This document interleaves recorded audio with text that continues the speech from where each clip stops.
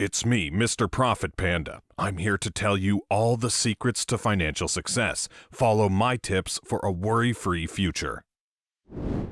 How to start investing from scratch in 5 easy steps. Investing is one of the many ways to reach financial freedom. In this video, I'll give you 5 ideas to kickstart your investment journey from scratch. If you're new to investing, then this is for you. Before the tips, I would like to encourage you to start by learning the basics. Here is an excellent place to start.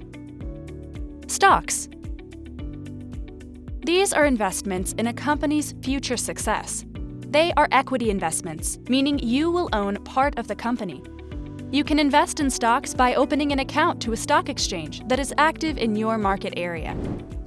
Mutual funds and exchange-traded funds, ETFs.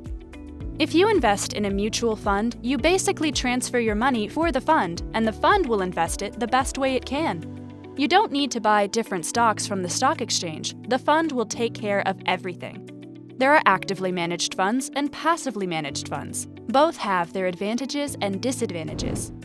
The actively managed funds investing is based on the investing professionals make, whereas passively managed funds are making decisions based on some index, e.g. S&P 500, and/or a specific strategy, e.g. megatrends like digitalization.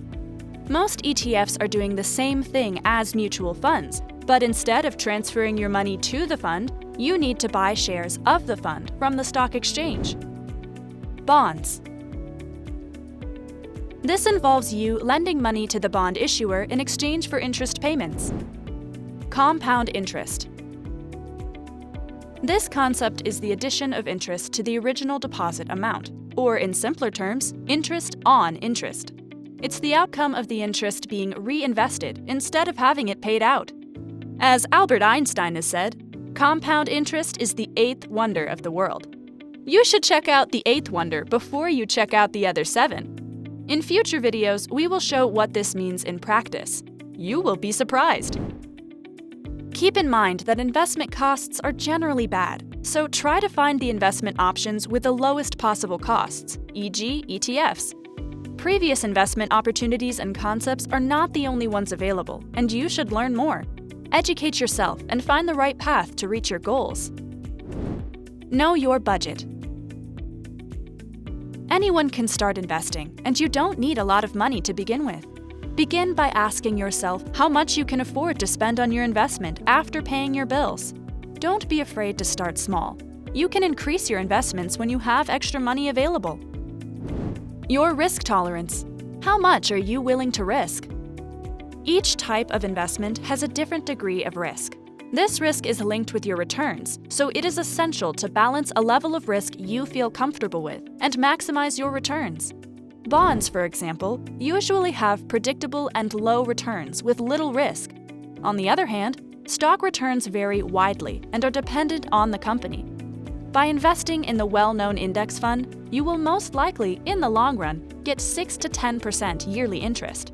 Decide how much you're willing to risk and stick to it. Here are 5 ideas to begin your investment journey to financial freedom. 1. Invest in a savings account. Whether you have $10 or $100 each month, investing your cash in a savings account will help your money grow. The money could be easy to withdraw when you have an emergency and need cash quickly, or find a high-interest investment opportunity. Keep in mind that you may not get high profit for your investments. 2. Invest in cost-effective funds, or ETFs, exchange-traded funds.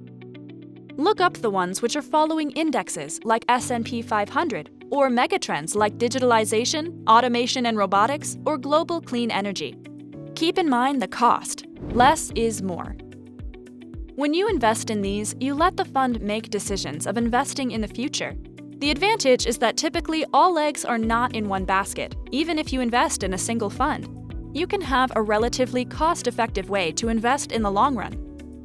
With funds, you can also cost-effectively start investing with very low amounts. 3. Invest in the stock market by choosing the companies by yourself. You don't need a lot of money to buy stocks either. There are plenty of resources available on the internet for you to learn the basics.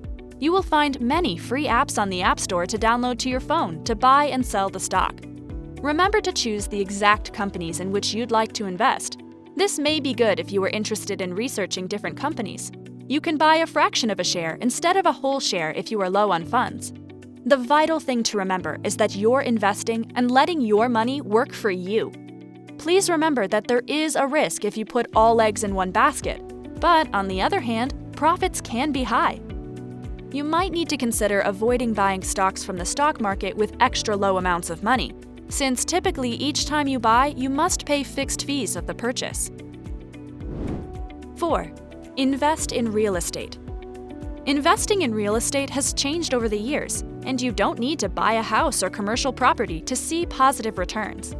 Real estate crowdfunding lets you buy fractional shares in a commercial property, and you get to avoid the headache of being a landlord. The only downside is that the minimum investment amount is more considerable than the previous examples mentioned, but you might see higher returns in the long run. By investing in real estate, you can actually benefit from your own skills.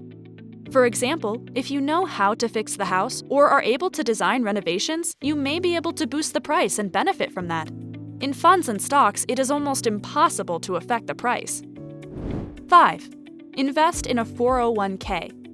If your employer offers a 401k, then you need to start contributing towards it as soon as possible. Most employers will match your contribution, and you will get to set yourself up for retirement. Contributions will get deducted from your salary before you get paid, so you won't even notice the money missing from your paycheck.